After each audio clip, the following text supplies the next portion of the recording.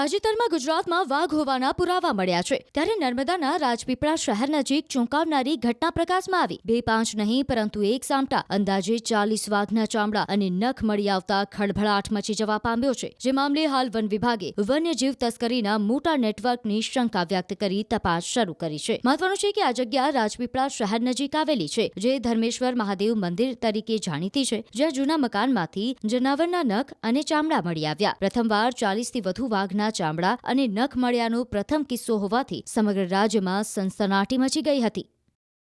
આ મંદિર છે ને, અમે ઘણા વખતથી એટલે કે 2 વર્ષથી ટ્રસ્ટી આવવાનું, પણ મહારાજ ઉંમર પણ વધારે 100 વર્ષ કરતા આસપાસ એ કહે તો જ કરવાનું, નહીં તો અમે કોઈ કામ કરી શકીએ નહીં।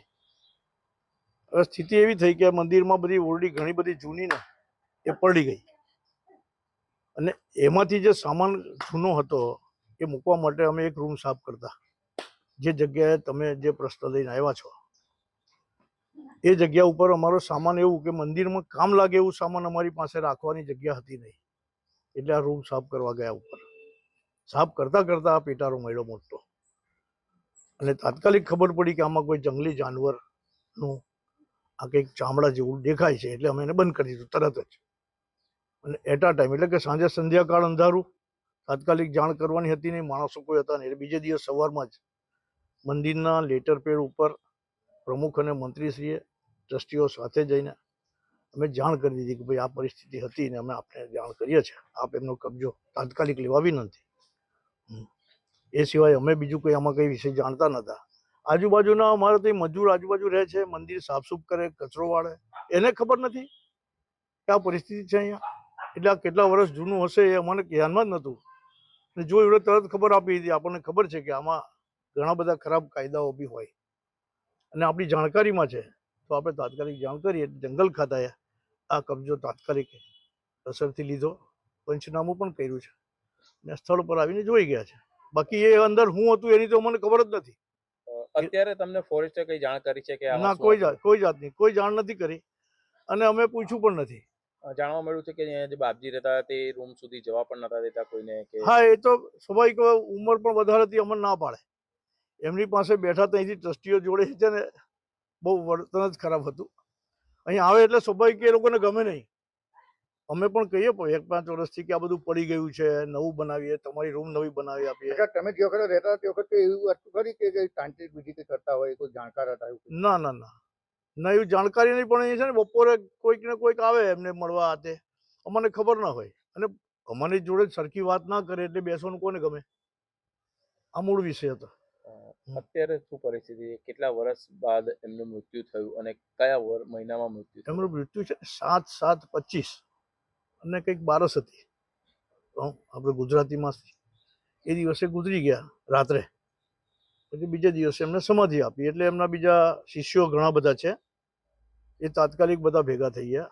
એમનું એવું હતું કે બાપજી અમારી પાસે બેસે તો એવું કે મને અહીંયા રાખજો, એટલે આમની તો નદીમાં જળસઈ થાય અથવા તો સમાધિ આપવી પડે। આ સાધુ સંતો એટલે 30-40 વર્ષના સમયગાળામાં અહીંયા રહી ગયા ભાઈ ઓછામાં ઓછા, એટલે એમાં સ્વાભાવિક કે એમના પેલા આસિસ્ટન્ટ બધા શિષ્યો બધા હોય, એટલે કે મધ્યપ્રદેશ। પછી ખબર પડી એમની પાસે પાસપોર્ટ છે, અમેરિકા જઈને આવ્યા છે બાપુ, અને એ આમ તો ગીતા મંદિરમાં હતા કંઈક એવું અમે જાણ્યું કે ગીતા મંદિર, હમણાં બધા જે ડોક્યુમેન્ટ નીકળ્યા ને આ સ્થિતિ પછી એમાંથી ખબર પડી કે એમની પાસે પાસપોર્ટ પણ હતો, અને ગીતા મંદિરમાં ખાસ કોઈ જગ્યાએ સ્વામી હતા મહારાજ, તેની જોડેથી આવ્યા હતા। આ ઘટના અંગેની જાણ વન વિભાગને કરવામાં આવતા વન વિભાગનો કાફલો યુદ્ધના ધોરણે ઘટના સ્થળે દોડી આવ્યો હતો અને તપાસ હાથ ધરી હતી। મહત્વનું છે કે મંદિરના મહારાજનું નિધન 7 મહિના પહેલા થયું છે, અને તેઓ જ્યાં રહેતા હતા તે જ રૂમમાંથી આ ચીજ વસ્તુઓ મળી આવી છે। ત્યારે વન વિભાગે મહારાજના સંપર્કમાં રહેલા લોકોને શોધવા માટે કવાયત હાથ ધરી હતી। રાજપીપળાથી નજીક ધર્મેશ્વર મહાદેવ મંદિર છે, ત્યાંના ટ્રસ્ટી દ્વારા ત્યાં રિનોવેશનનું ને બધું કામ ચાલે છે, તો એ લોકોના રિનોવેશન દરમિયાન એમને કંઈક સ્મેલ આવી અને એવું કંઈક શંકાસ્પદ લાગ્યું, એમને અમને જાણ કરી। અમે સરકારી પંચો અને અમે જાતે અમારી ટીમ સાથે ત્યાં સ્થળ પર પહોંચ્યા, ત્યાં જોયું, અને ત્યાં અમને પણ એવું લાગ્યું કે આ કંઈક વન્ય પ્રાણીનું હોય એવું લાગી રહ્યું છે। તો એવી શંકાસ્પદ વસ્તુ તમામ પેટી સાથે લાવી રાજપીપળા રેન્જ ઓફિસે લાવ્યા. તેને અમે ખરાઈ કરી. કેટલું છે જથ્થો છે એમાં 37 જેવા આખા ચામડા હતા અને બીજા ટુકડા હતા. એમ મળીને 40થી વધુ ચામડા જે દેખાઈ આવેલા છે, જે હાલ ઉપરથી તો એવું લાગે છે કે વાઘના છે, પણ એને ખરેખર શેના છે એની માટે અમે FSLમાં મોકલવાના છે. એની સાથે સાથે 133 જેવા નખ પણ મળ્યા છે. એ પણ સાચા છે કે ખોટા એ પણ અમે ખરાઈ કરી રહ્યા છે. આ તમામ વસ્તુને ધ્યાનમાં રાખી અમે વન્ય પ્રાણી અધિનિયમ 1972 હેઠળ ગુનો દાખલ કર્યો છે અને સરકારશ્રીને જાહેર કરી છે. આ ખરેખર વસ્તુ સાચી છે કે ખોટી અને એમાં કેટલું તથ્ય છે એની ખરાઈ માટે અમે આગળના સેમ્પલ લઈને આગળ કાર્યવાહી કરી રહ્યા છીએ. સાહેબ કેટલા વર્ષ જૂના હોય એવું લાગી રહ્યું છે?